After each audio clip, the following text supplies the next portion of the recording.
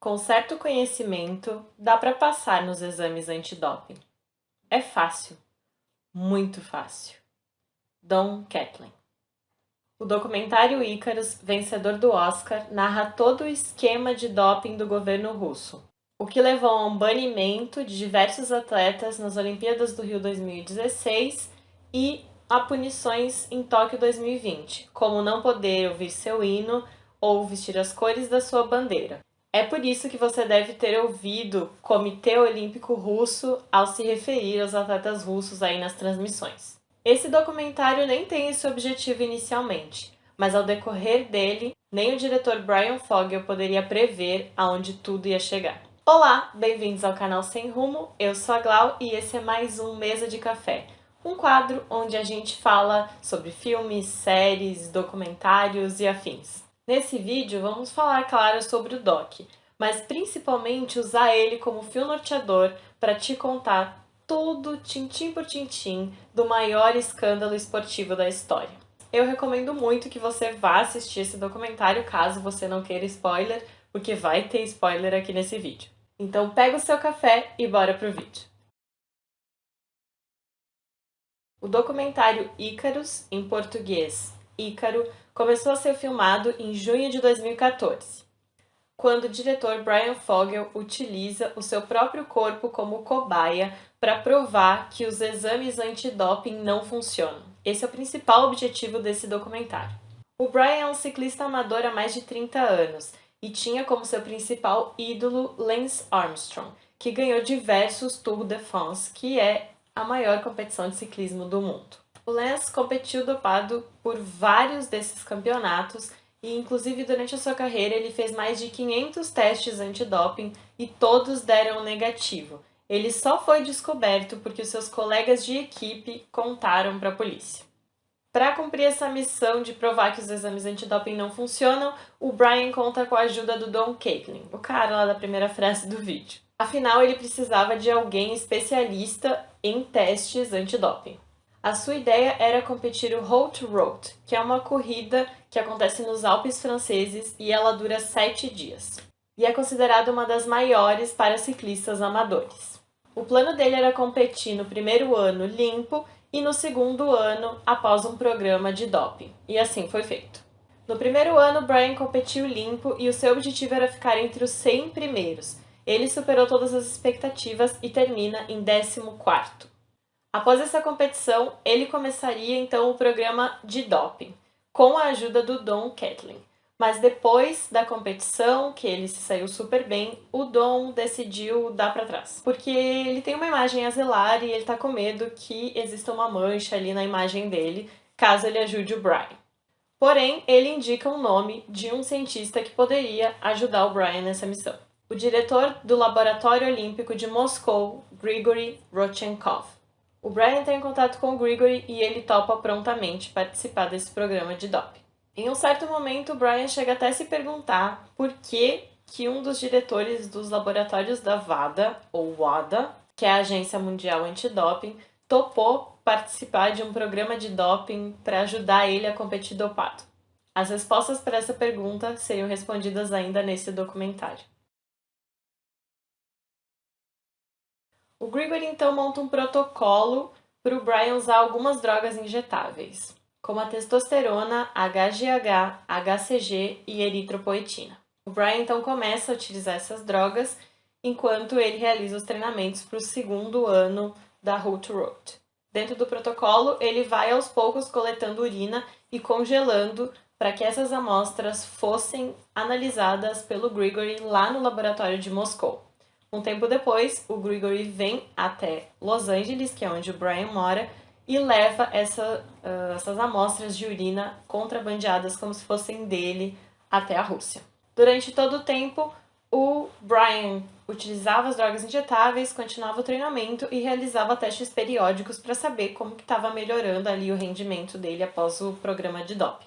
O Brian se dopou por 6 meses e a sua potência chegou a ficar 20% maior do que no ano anterior. Então, após esse protocolo, ele volta para a França para repetir os 7 dias de Haute Route, buscando, é claro, melhorar o seu resultado, que já era de 14º na competição. Mas não é isso que acontece. No segundo ano, e após protocolo de doping, ele ficou na 27ª colocação. A partir desse momento, o documentário começa a surpreender. E parecia ser o desafio de um único homem para questionar a segurança dos testes antidoping e talvez emergir como uma bomba no mundo dos esportes ao questionar a segurança dos protocolos, se transforma em uma certeza acerca de um país. E essa certeza chocaria todos os amantes do esporte ao redor do mundo. Em 2015, uma TV alemã lançou um documentário chamado Como a Rússia Faz Seus Vencedores, onde os delatores, outros atletas russos, falaram que 99% dos atletas russos competiam dopados e que recebiam consultoria do Grigori para que eles pudessem passar nos testes antidoping. A partir dessa denúncia, a WADA decidiu abrir uma investigação contra o Grigori no laboratório de Moscou e o cerco começou a se fechar para ele. Foi criada, inclusive, uma comissão especial para essa investigação, que foi chamada de Comissão Independente. Em 2015, através da Comissão Independente, a WADA faz a declaração de que as alegações feitas pela TV alemã eram verdadeiras e que tudo era pior do que eles pensavam. Eles encontraram destruição de amostras no laboratório de Moscou, mais de 1.400 amostras foram destruídas. Encontraram pagamentos em dinheiro para ocultar os testes antidoping no atletismo e chegaram à conclusão de que todo esse esquema não seria possível sem o auxílio de entidades governamentais, ou seja, do governo Putin.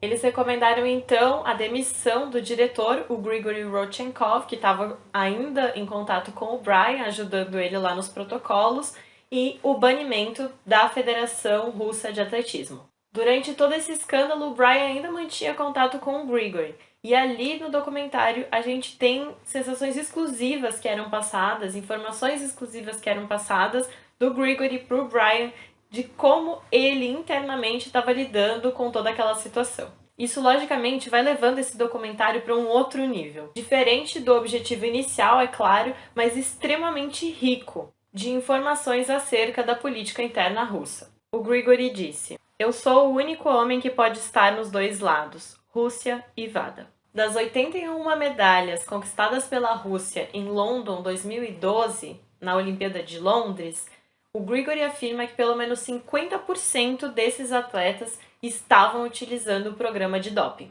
Até esse ponto, o que todo mundo sabia é que existiam alterações nos exames com outras substâncias para que não fosse possível detectar as substâncias que dariam positivo nos testes de doping. Mas como tudo que é ruim pode piorar, as descobertas acerca do esquema vão piorar e muito. Se os russos já estavam causando nos Jogos Olímpicos fora de casa, imagina se eles sediassem uma competição. É exatamente isso que aconteceu em Sochi.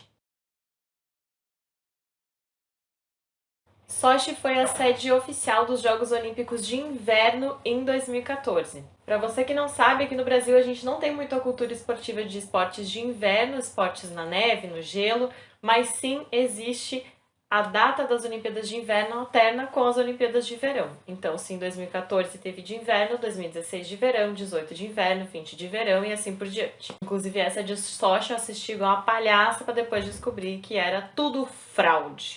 Ai, vou segurar minha língua e minha raiva nesse vídeo, mas bora lá, vamos continuar a história pra você entender e passar a raiva aqui junto comigo.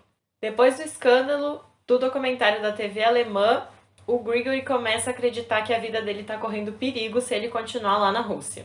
E então ele foge para os Estados Unidos. Chegando nos Estados Unidos e já se sentindo um pouco mais seguro, é que o Grigory começa a colocar a boca no trombone e contar todo o esquema de corrupção esportiva, talvez o maior da história, que os russos montaram para Sochi. Nesse ponto é importante ressaltar que todos os fatos são narrados pelo Grigory Rodchenkov. E eu tô trazendo isso aqui nesse vídeo porque a WADA, após investigação, afirmou que tem provas que corroboram aquilo que foi dito pelo Grigory em depoimento. Dito isso, se arruma aí na cadeira, toma um gole do café, do suco, porque a partir daqui o negócio fica surreal. Primeiro de tudo é que já haviam provas de que os atletas russos estavam usando doping pré-competições olímpicas. Mas em Sochi o objetivo era não somente parar um mês antes dos Jogos Olímpicos, sim continuar utilizando substâncias ilícitas durante a competição. Então, ao invés de utilizar a ciência para burlar o teste antidoping, eles foram muito além. Primeiro vamos entender como é que funcionam os testes antidoping que são liderados pela WADA nos Jogos Olímpicos. É coletada a amostra do atleta e essa urina vai ficar dividida em 2 frascos, a amostra A e a amostra B. A amostra A vai ser testada e a B vai ficar no congelador. Esses frascos onde são armazenadas as amostras têm uma tecnologia toda especial, desenvolvido por uma empresa da Suíça, e parece que tem todo um trâmite lá e não é fácil de abrir simplesmente esse frasco, justamente para trazer mais segurança ao teste. Para abrir, para poder fazer a testagem, é utilizado uma máquina também específica e a única forma de abrir esse vidrinho é quebrando o lacre e a tampa, ou seja, danificando totalmente. Caso a amostra A dê positiva para alguma substância, aí então a amostra B vai ser testada. E a mesma tem que confirmar o resultado da amostra A. Em Sochi, os russos organizaram todo um esquema para abrir esses frascos, sem danificar a tampa. O Grigory diz que não sabe exatamente como foi feito porque ele já recebia os frascos abertos. Mas quem fazia esse processo, segundo o Grigory, os agentes da FSB, comumente conhecida como KGB. Então, antes de iniciar o programa de doping, todos os atletas que iriam competir dopados nos Jogos de Sochi deixaram amostras limpas no laboratório. Ao lado do laboratório da WADA, onde seriam testados as amostras de todos os atletas do mundo, havia um prédio disfarçado que era utilizado pela KGB. E era ali que eles guardavam as amostras limpas dos atletas que iam competir usando o programa de doping. Durante o dia, um dos agentes especiais da KGB levava essas amostras limpas para uma sala secreta dentro do laboratório da WADA em Moscou. Então, um dos coleguinhas ali do esquema, que trabalhava no laboratório da WADA, utilizando seu jalequinho, empurrando seu carrinho, levando as amostras A e B misturadas, ele primeiro, segundo o protocolo, pararia lá no congelador, deixaria as amostras B no congelador e seguiria para o laboratório onde ia ser analisado as amostras A. Mas as amostras B dos atletas russos nunca chegariam ao congelador nessa etapa do plano. Ela iria direto para os bolsinhos do jaleco desse nosso colega, enquanto a dos outros atletas ao redor do mundo eram armazenadas no congelador. Então ele seguia com todas as amostras A até a sala onde haveriam os testes. Essa sala era onde tinha o fundo falso que dava para a sala secreta onde a KGB já tinha deixado as amostras limpas dos atletas russos. Ali, eles faziam a troca das amostras A, que eram as que seriam testadas imediatamente. As amostras limpas eram colocadas para teste e eles se desfaziam das amostras que estariam sujas, digamos assim, né, que com certeza o exame detectaria o programa de doping. Era também ali que eles realizavam a troca das amostras B, aquela que tinha que ter ficado lá no congelador. Eles entregavam os frascos fechados e os frascos magicamente apareciam abertos. O processo era esses agentes da KGB pegarem os frascos fechados, de alguma forma que até hoje não se sabe, eles conseguiam abrir os frascos sem quebrar a tampa e devolviam os frascos abertos. Eles eram imediatamente enchidos com amostras limpas e devolvidos ao congelador. Essas amostras poderiam ser testadas a qualquer momento, tanto pelo COI ou pela WADA, para comprovar, mas a reanálise sempre daria negativa, porque as amostras estavam com urina limpa. Isso rendeu à Rússia 13 medalhas de ouro em Sochi. Um recorde, é claro. Parabéns! Eu fico sempre imaginando os atletas que competiram exatamente contra esses atletas, sabendo que eles não têm como ganhar ou uma nova oportunidade de ganhar uma medalha no mesmo contexto. É ridículo. Após todas as provas que o Grigory apresentou sobre o doping em Londres 2012, misturando substâncias para dar alteração nos testes, levou a um banimento da equipe de atletismo no Rio 2016. Atletas como Helena Zimbayeva, que era super conhecida no salto com vara, também perdeu a oportunidade de competir no Rio 2016. Segundo ela, eles foram banidos de maneira agressiva e sem provas. Já em relação à investigação acerca de Sochi, no conjunto de amostras que tinha alguma suspeita de troca, 100% apresentavam marcas de adulteração nos frascos. Os Jogos Olímpicos de Sochi terá o mais duro programa antidoping da história dos Jogos. Thomas Bach. 15 dias antes do início do Rio 2016, a WADA recomendou que todos os atletas russos de todas as modalidades fossem banidos dos Jogos. O COI, Comitê Olímpico Internacional, com exceção do atletismo, autorizou que todos os outros atletas russos competissem no Rio. E a punição para os Jogos Olímpicos de Tóquio foi competir normalmente, em todas as modalidades, com o único porém de não poder usar a bandeira, não poder cantar o hino e ter o nome modificado. O olimpismo se propõe a criar um estilo de vida baseado na alegria do esforço, no valor educativo do bom exemplo e no respeito pelos princípios éticos universais. Carta Olímpica. O olimpismo tem como princípios a amizade, a compreensão mútua, a igualdade, a solidariedade e o fair play. Jogo limpo. Comitê Olímpico Brasileiro. É muito triste ver os valores do esporte serem jogados no lixo, como o que aconteceu no esquema na Rússia, que envolveu as pessoas que deveriam proteger o jogo limpo dentro do esporte e até mesmo o governo de um país. Diversos atletas que colocaram o seu interesse pessoal acima da maior competição esportiva do mundo. Mesmo com tantos acontecimentos que o próprio Brian não conseguia prever, o documentário não perde seu brilhantismo e a sua essência, que tinha como objetivo principal provar que os testes antidoping poderiam ser burlados. É isso, pessoal! Esse foi mais um Mesa de Café. Se você gosta desse quadro, por favor, sugere outros filmes, séries, documentários que a gente pode trazer aqui para o canal. Deixa o seu like, se inscreve, compartilha aí com um amigo. Se você gosta de esporte, com alguém que ainda não entendeu por que a Rússia estava com um nome estranho em Tóquio 2020, aqui está explicado tintim por tintim. Eu espero que você tenha gostado desse vídeo.